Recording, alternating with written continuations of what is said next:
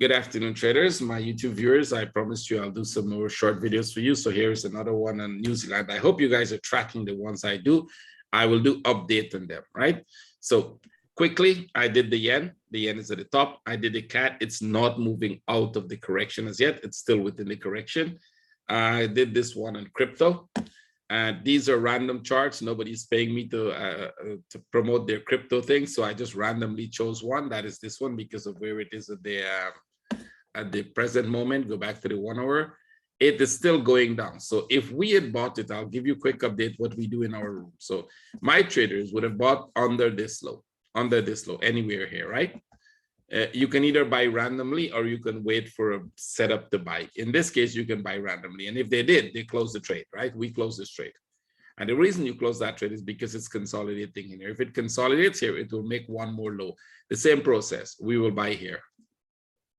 We'll repeat the process. And if it consolidates, we will sell and we'll buy here. And if it consolidates, we will sell and we'll buy here, which means we'll close the trade, right? We're always closing the trade if it doesn't go. What we're looking for when we buy is that when it drop here, we're looking for this and then a correction and then go.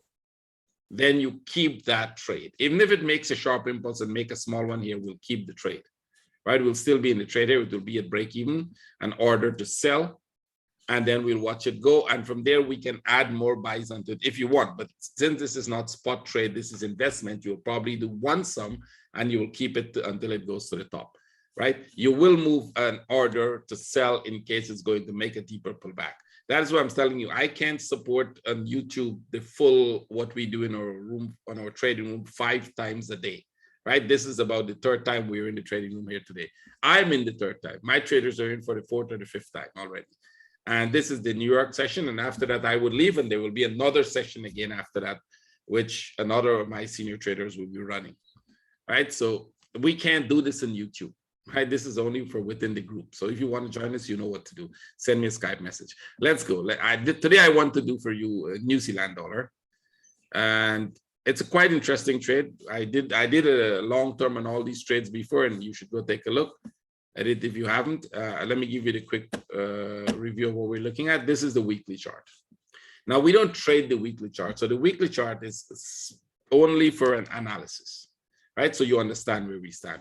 They make impulse, they make corrections. And when you see this correction, you're looking for this move down. You get another correction, you're looking for this move down. This one wasn't very, very corrective down, but you could have traded it, right? You could have traded all the ups and downs.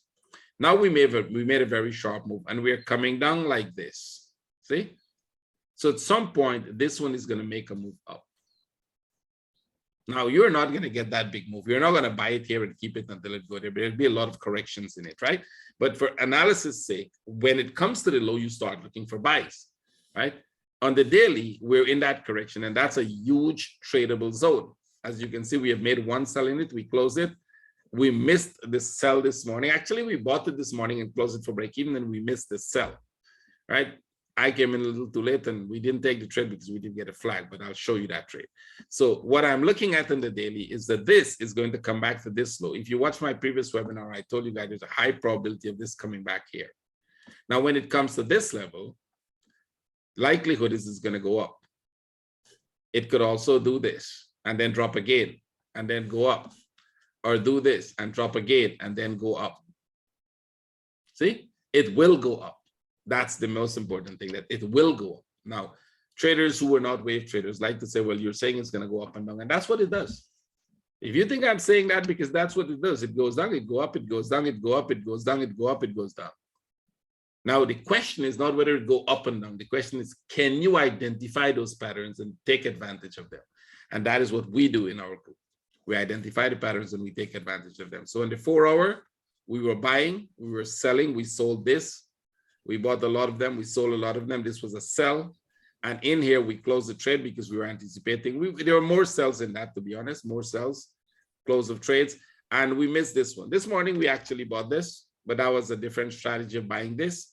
It actually turned out to be a break-even trade because it didn't go very far, right? So right now, I think I missed it. We should have sold it here. I was tempted to do that, and I, for whatever reason, decided we we're going to wait for a flag. So this is what we will do. We'll wait for a flag, something like this. Something like this. So any flag here now becomes a sell setup. Now we have dollar news coming up. So we're likely going to sell it without the flag. There's a high probability we'll put a sell without the flag, but that's a different strategy. So for you, for the YouTube people, what you should know is that we will be selling it to come and break this low. Now, here's something you should know. Is there a possibility of this thing just turning and going back up like that? There is a slight possibility. And that is why we were tracking this down move to see whether we would look at this as a running flat when this was going up, right? If it had made a correction here, we would be buying it. And that's why we bought that this morning in the news, which turned out to break even, because that possibility, it's still possible that it could stop here and go back up. We don't have a buy setup, so we're not going to be buying it today. It has to give us a buy setup before we start buying it to the upside. Now that it is broken out of the structure, I think the probability for the downside is much, much higher. So I wouldn't be surprised that if we get any flag or without the flag, we come and we break this. There will be corrections. It just made corrections. You see those corrections? It will make a correction. It's not going to drop in a single move. It could, but it not will. Most likely you'll have some corrections here, some corrections here. You might start to see this slow down a little, and then we look for the buy. So if you miss all of this, if you don't get it, don't miss the up move. Right? Don't miss the up move. And that's what I want to show you. Simple, very, very simple. Not difficult. Impulse, correction, impulse. It works every time. Every single time. Right? There's no, let me show you a very quick one. An impulse, a correction, an impulse, a correction, an impulse. It is simple as that. Now you have to understand where and when you're going to trade that on the lower time frame. So we're looking for sells, and then it's a buy. I hope this helps you. Trade with care. Thank you very much. I will stop the recording here.